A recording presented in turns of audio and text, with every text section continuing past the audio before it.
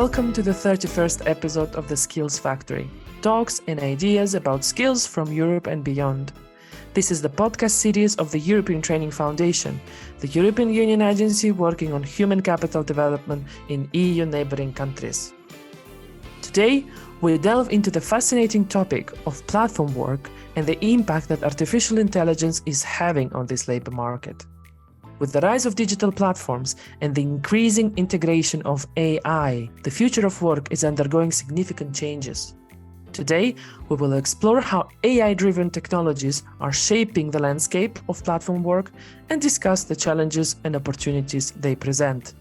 Let me introduce our guests for this discussion. Vili Lehdonvirta from Oxford University and the author of the book Cloud Empires. Welcome back, Vili. Thank you very much, Maria. And Iwona Ganko from the European Training Foundation. Welcome, Iwona. Hello, Maria. Hello, Vili. The big hot potato of these days is artificial intelligence. It continues to advance, and there are growing concerns about the potential displacement of human workers. What do you think the future of the AI would be, and what challenges might arise from this transition to AI-dominated world? Well, so I actually have a slightly different perspective on this because I've done a lot of research in Japan. I used to live in Japan.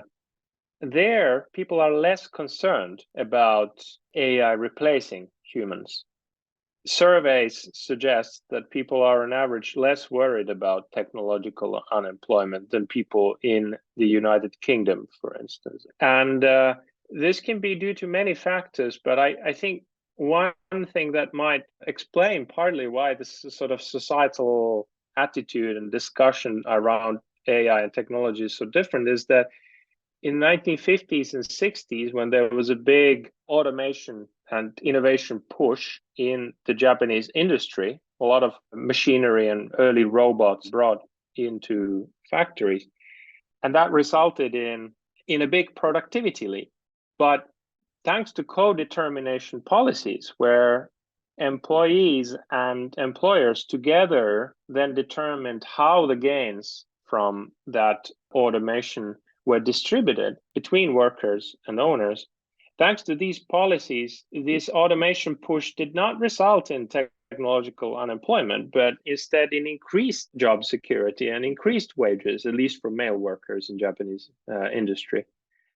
And so in principle, from an economic perspective, labor-saving technologies are good because they increase the individual worker's productivity, which then potentially can be used to increase that worker's pay and job security. The question is then how that gain in productivity is used. Is it used to increase the capital share of surplus and lay off workers, or is it used in a different way? And so ultimately, it's not a question of technology so much as how we as a society or individual employers and employees choose to use the gains from that technology.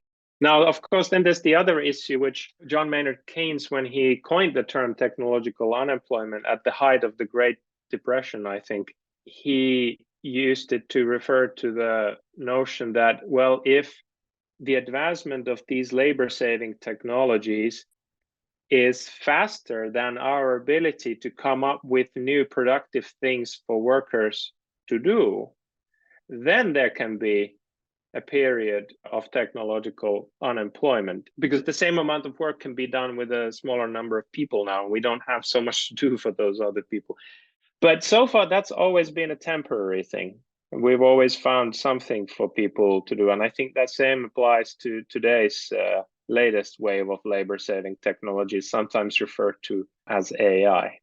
I would agree with Vili. AI will very much depend on the entire development on human beings. So how policies will look like, how we would approach AI, because there is still a human interaction there. And the other aspect on technological unemployment and, these efficiency gains, all the research now for example, at the EU level, are pointing out to labor shortages. So in consequence, AI may have a positive effect to overcome and counterbalance labor shortages. Yeah, it's a good point. Yeah, we're not at a situation right now in the labor market where technological unemployment would be a big concern. Also, demographically speaking, for instance, Europe is aging so quickly. So can their AI play a positive role in helping us to fill the gap that demographical challenges are posing? And can I add one more thing related to demographic change? I've participated in this wonderful research project on the future of unpaid work, domestic household work, which is led by my colleague Katja Hertog, and also colleagues in Tokyo, Professor Nobuko Nagase, where we basically study the potential of AI to replace unpaid work, so household chores, cleaning, caring for elderly relatives, and so on.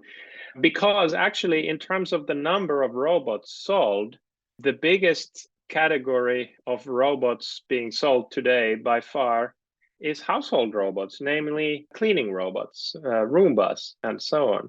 And this is receiving far less attention than the future of paid work in the labor market. And we're seeking to sort of correct that. So the findings would say that, yes, the automation would come to this unpaid household work very quickly. It's here already, in a way. That's correct. Like, it's here already. And of course, our research suggests that there will be more labor savings to be had in the household. However, here too, ultimately, like Iwona says, it depends on people, because also in the past, diffusion of labor saving technologies at home, like washing machines and dishwashers and so on, it's been uneven, and there's been gender dynamics. For instance, we can see that the rate of dishwasher ownership in households in Japan is positively associated with female income, but not male income. So if the man is earning more, then that doesn't make it more likely that they will buy a dishwasher. But if the woman is earning more, then suddenly a dishwasher, which suggests that obviously it was, the woman's job to do the dishes. So unfair. So in the future, it's not technologically deterministic that simply because technologies will enable more household work to be automated or otherwise done differently, that doesn't automatically follow it. It will depend on these sociological factors.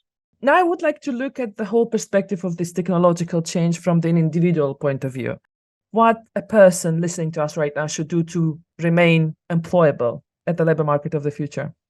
One thing that came out quite strongly in our research on European skilled online platform workers was that basically all of those who are doing well and earning a lot and enjoying good job quality, they had first done a career in conventional employment where they had built up marketable skills. And then they took those skills to the online labor market.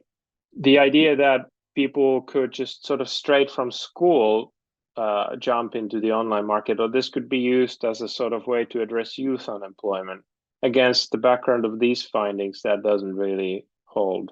So I suppose the answer to the question is don't quit your day job if you're lucky enough to have one.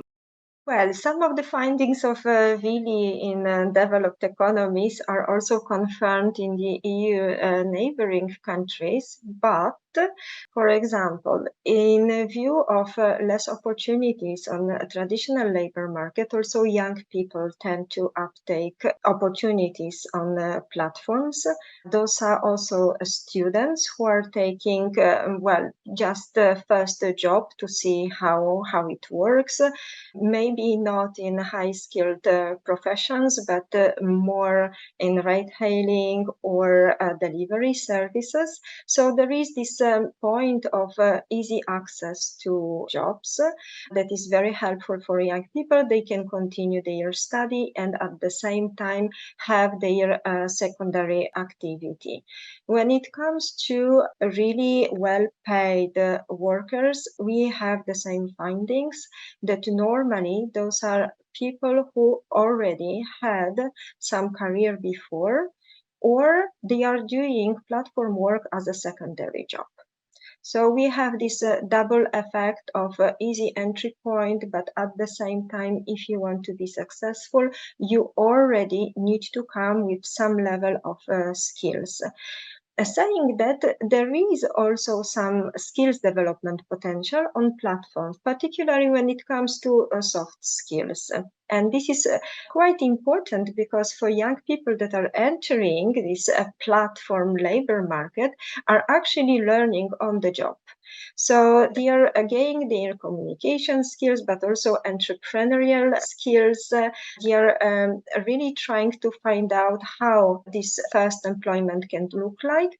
And also they are gaining this job experience that can serve in the future. At the same time, what we also see is for young people in particular, they can get locked within platform work because job experience and skills gained on the platforms are not very much certified. So then moving from platform work to traditional work, let's say to traditional labor market, it's difficult. The issue of recognition of the experience and skills is the most important issue for policymakers to act. And this is what we are also presenting to policymakers that are currently looking at the different levels of regulation when it comes to platform work and this digital labor market. Coming back to the individual perspective, I understood from Vili the advice is don't quit your day job.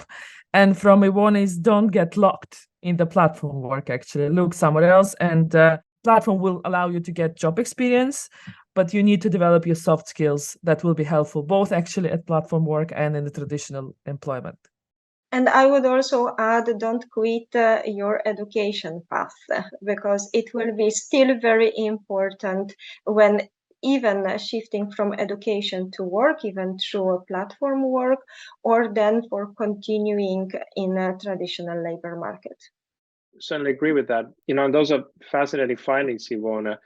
And on conventional education, what is interesting is that even though when we study these highly skilled platform workers in Europe, there's a lot of skill development going on. In every project, they are pushing the limits of their skills and they're learning new things online, from online tutorials and online courses and so on.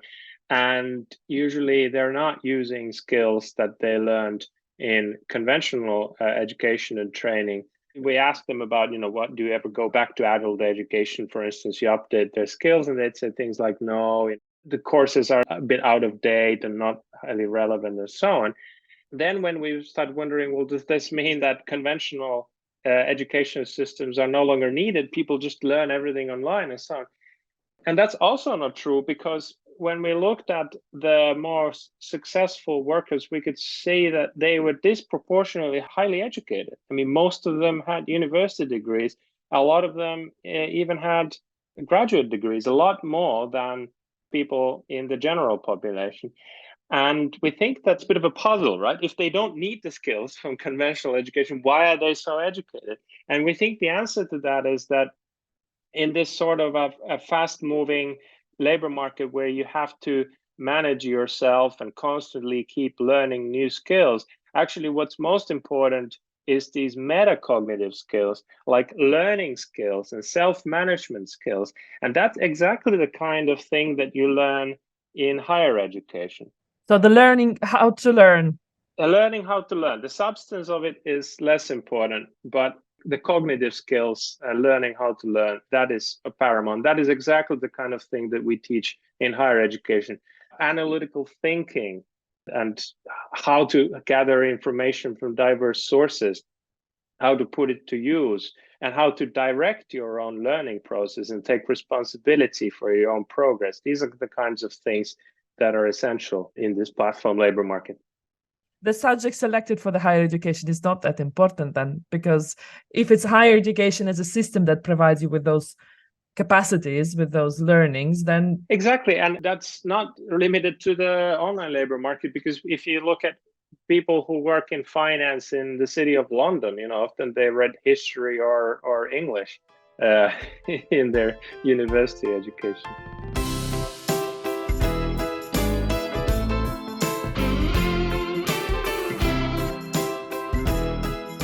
Now, coming back to the artificial intelligence, we have a tradition of asking our podcast guests one question that is formulated by artificial intelligence. And what better opportunity than to talk with AI about the future of skills and the future of labor markets. So today's questions formulated by ChatGPT is: many big tech companies have adopted AI-driven recruitment systems, and some candidates have started to use AI tools to optimize their CVs. This raises concerns about a potential scenario where artificial intelligence is hiring artificial intelligence, potentially perpetuating biases or overlooking human qualities. What are the risks and ethical considerations associated with this trend, and how can we ensure a fair and a human-centric approach to hiring in the age of AI-dominated recruitment processes? Well, I think it can go both ways, because if you think about candidates using AI systems to write letters, for instance, I think that can alleviate many traditional inequalities. People who at home did not have access to someone who would teach them how to write a job application letter or how to write perfectly grammatical English or whatever language, and the sort of coded cultural meanings that one has to sort of convey to position oneself as a well-behaved middle-class employee. I think having access to a generative AI model that can do all of that for you can actually level the playing field a little bit in this respect. And also, conversely, from the employer side, human hiring is not very transparent or fair. I mean, humans can discriminate and do discriminate a lot, and those problems haven't gone anywhere. And we worry about algorithmic transparency, but how about human transparency and explainability? If you ask a human hiring manager, why didn't you hire that Black woman, they're going to give you an answer, but is it going to be the transparent answer? I doubt it. So I would focus more on actually the outcomes rather than, is there technology involved? How much technology is there involved? Look at the outcomes, look at who's getting jobs, who's been left out, and how does that correlate with their skills and degrees and so on, and then work on improving those metrics by using technology, by using awareness training, whatever it takes. Well, this is exactly what I also think that we are bringing to technology and to AI biases that we have as human beings. So again, it very much depends on us how we will use AI and how we will build algorithms.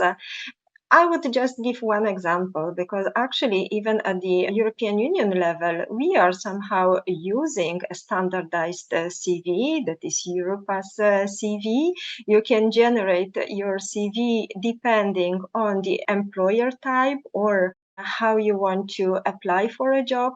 So this is something similar that you were referring to, but of course, very much depends how we are using that. And those are also useful tools. And then from the perspective of employer, I can also understand why getting thousands of CVs that cannot be scanned quickly by a human being, even like a Europass CV is helping to scan the elements that an employer would really need and they are priorities for him. So for me, again, it's the issue of how we direct AI and how we use it. But would you recommend everyone currently looking for a job to try and use AI tools to create their CV?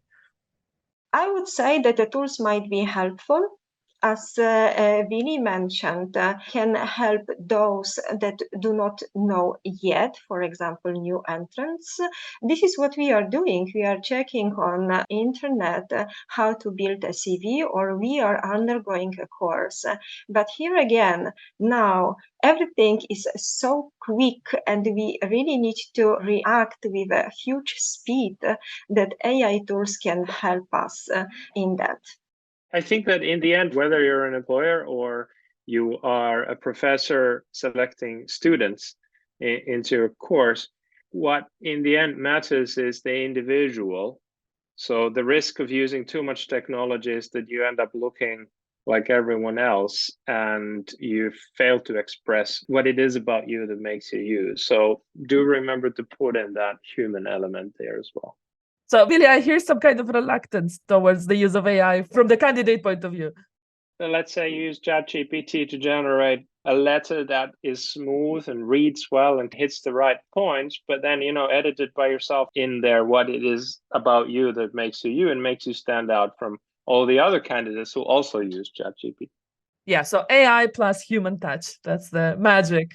Absolutely. The human touch, if possible, it would be also excellent when you choose a candidate, of course, but not always. You can conduct face-to-face interview, or now even more, you conduct an interview through online tools. So you still use certain elements that you would have in face-to-face interaction. I would like to thank our speakers. This could have been a several hours conversation. It was super interesting. Thanks a lot. Thanks, Vili Lehdonvirta, professor at the University of Oxford and the author of the book Cloud Empires. Thank you very much, Maria. And thanks a million to Iwona Ganko, European Training Foundation. Thanks a lot for joining us today. Thank you very much for the very interesting conversation. I would like to thank all our listeners and stay tuned because there is much more to come. Goodbye.